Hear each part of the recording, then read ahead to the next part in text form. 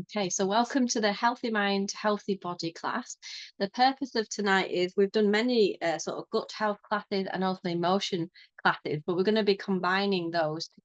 Th- There's a direct correlation between our emotions and symptoms that come from the digestive issues that we have, maybe IBS and many other issues. So I'll just start by sharing a few bits of information. It's been really fascinating looking into the research um, since doing this presentation. Let me just present.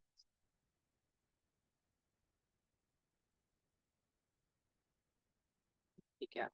Okie doke. So you've probably heard of the gut-brain connection already. I can't see everyone. Let me just share again. I can see everyone on the screen. There we go. I can see you all now. Yeah, because if you look at the gut, the intestines, and the brain, they look very similar, don't they?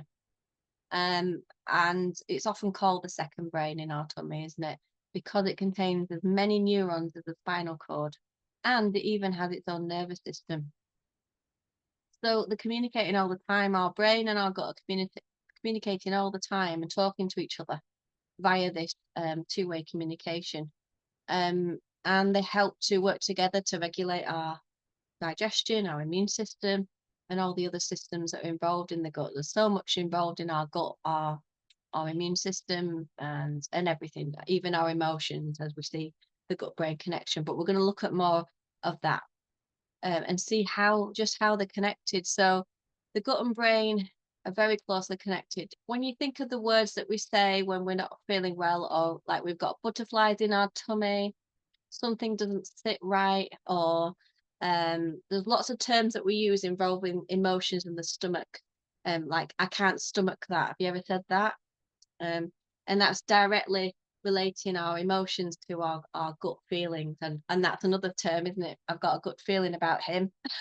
And it's our gut talking to us. So it's really good to be intuitive with our feelings, our gut, because it is our second mind. And people do say trust your gut, or it's good to lean into those sort of nudges from our gut feeling, definitely.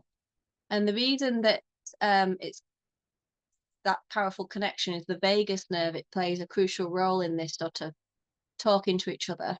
When you think of emotions that we feel like fear, stress, anger, they all affect the gut and they can all lead to digestive issues. The vagus nerve plays that role by communicating. And if we've had traumatic experience, they can be made manifest as gut problems and emotional issues. Some people have had trapped emotions from the past. I've not really dealt with it, and that can cause long-term chronic issues in the gut and other parts of the body. And regular stress can cause things like IBS and affect our everyday life. So there's a lot of healing involved, not just physically, but also psychologically as well, involving acknowledging and releasing any trapped emotions that we may not be aware of, and also using our intuition. And this is really really important. So when we look at the gut, and it plays that function of sensing and intuition, and that's because the little microbes, the little bacteria, they talk to each other, they communicate. And if something feels off to them, then it sends a signal back, and so we get that gut feeling. And that's our sort of body's way of helping us to avert danger. If we're sensing danger, it's our gut speaking. Fascinating, isn't it? When you think it's like an internal compass to help us with our decision making. We're not saying we're going to make all decisions with our gut, but it's a helpful guide along with other mental powers and other things. And when we look at this study from the Columbia University, they discovered that traumatic childhood experiences can cause stomach or gut problems, which may be manifest in adulthood as mental or emotional issues. And the psychotherapists, they see clients who have grief, anger, sadness, and they've stored in the gut or the stomach. So for us to heal these emotions, we need to we need to feel them, but we need to work slowly with mindfulness about them so we can move through them, acknowledge them, and move past them. Um, there's a lot of wisdom in the body, as we've said, and if we have suppressed something from the past, it can be trapped or lodged in the body, awaiting release. So maybe we've had that something that's happened in our childhood, maybe a traumatic experience. If we sometimes our current everyday life, sometimes we can have triggers that will trigger back to that moment, that time. And these do need to be acknowledged and worked with, and it can really help us on our healing journey. Um, so it's really important that we have the appropriate counselling and the psychotherapy if it's something that is really a big issue for us. So what are the symptoms of some of these stressful situations or trauma? Well, it may manifest in stomach cramps, diarrhea, constipation, nausea, IBS, stomach ulcers, um, uh, things like intestinal problems, ulcerative colitis, and things like that. A lot of them, not saying it can't just be a physical issue that's caused by, you know, bacteria, parasites, other problems. It can also be an emotional issue as well. So it's important to really look into both, and it won't do any harm. So yeah, they can affect. So obviously we want to make sure we look at what we're eating and drinking, our habits around food, because that will affect our stomach, but also our family life, our work life balance, and stress, chronic stress that can really affect our gut. And we'll look into that in a moment. So some strategies for overcoming um gut issues or to help regulate our nervous system would be the way we breathe. So have you ever been so stressed that you literally stop breathing and you go into panic, really shallow breath? Well, what's that going to do? Because our breathing is something that we do without thinking about it.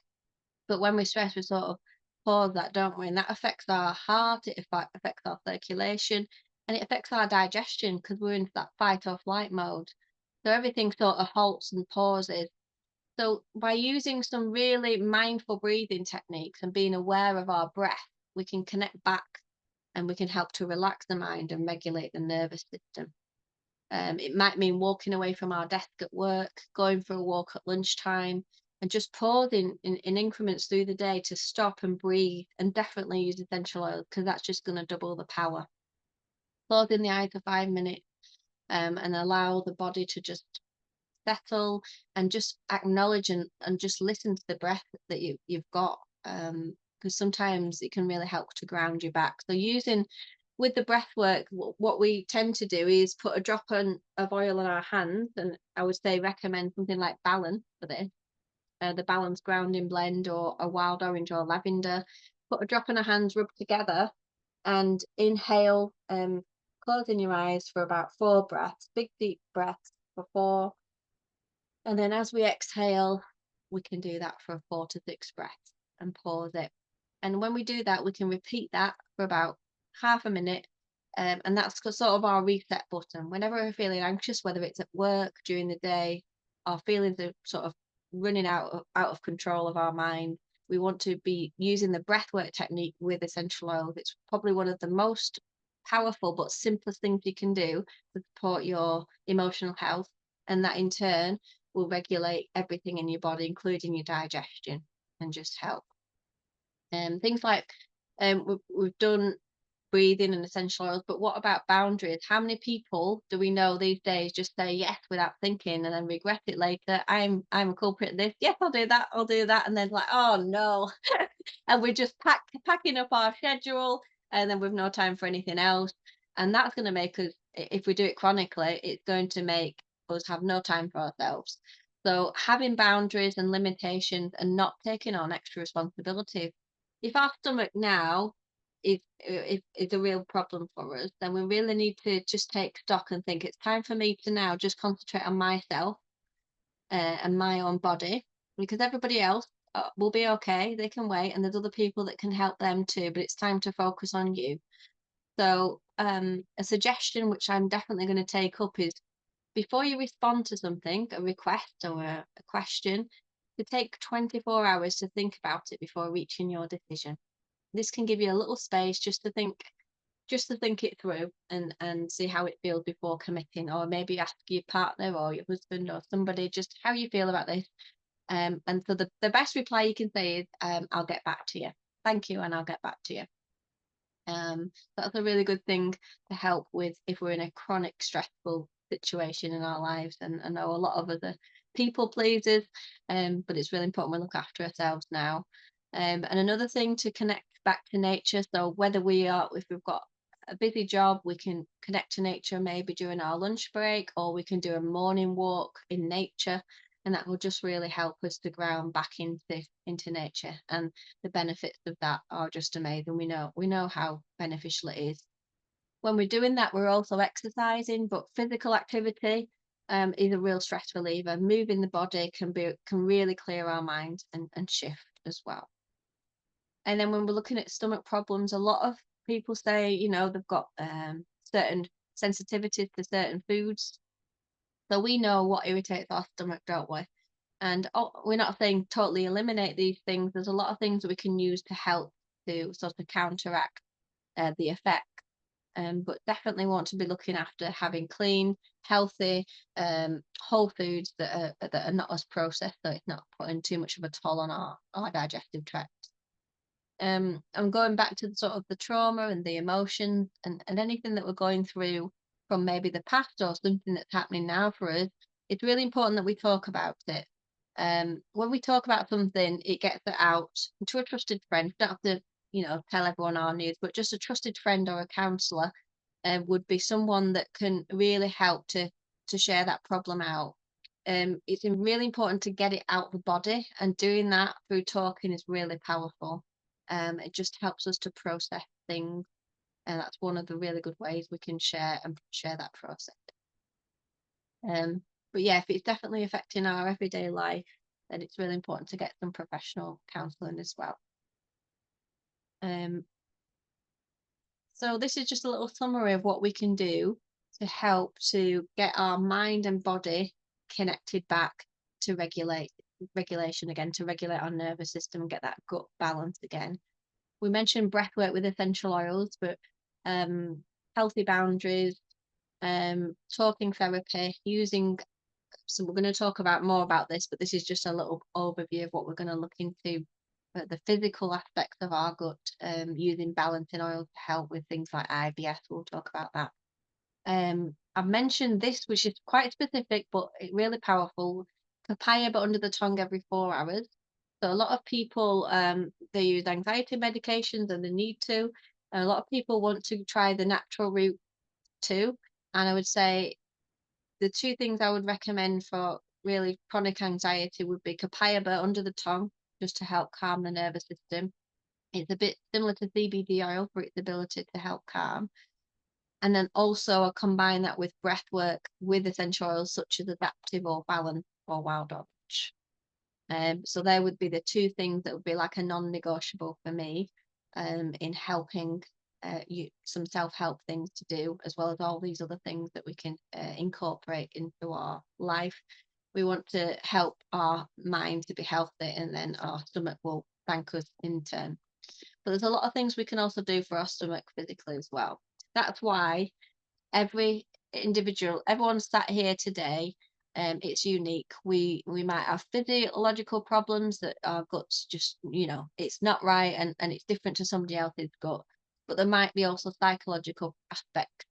And what we want to do is help you to reduce the symptoms and restore a healthy gut and mind in both ways. So we want to tackle it at both ends, really, because it's only going to do good if we have a healthy mind. That's only going to do good. It's not going to do any harm. So one of the suggestions on a physical level with our gut is to daily cleanse anyway. No matter what happens, it's important to really, just wipe through, like wiping your surfaces in your sort of kitchen. Doing the lemon in water, it's incredibly alkaline for the body, and it's a gentle cleanser for sluggish digestion. And it's like a non-negotiable for many of us who use these oils. Because the lemon oil is taken from the rind of the lemon, it's incredibly gentle for our body. And it is really amazing. And there's probably about 75 fresh lemons or the rind of in that bottle. A little goes a long way. There's like 250 drops of lemon in that bottle. So that's one thing that I would say, daily cleansing. And then when we think of symptoms like IBS, maybe we've got Crohn's, acid reflux, any of the symptoms that we've talked about that are related to the gut, then these are really calming and balancing oils.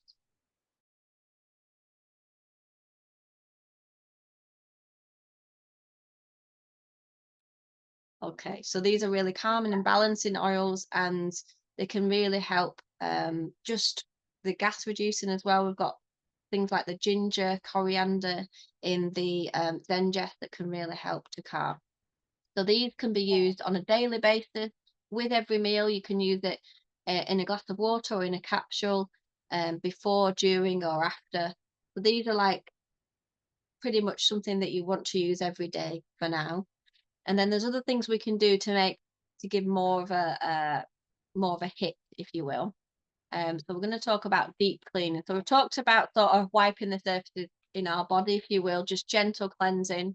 Sometimes we need a bit more of a push, and these are like scrubbing brushes for the gut. So let's say we've got things that have been lurking, candida, fungus, parasites, intestinal worms.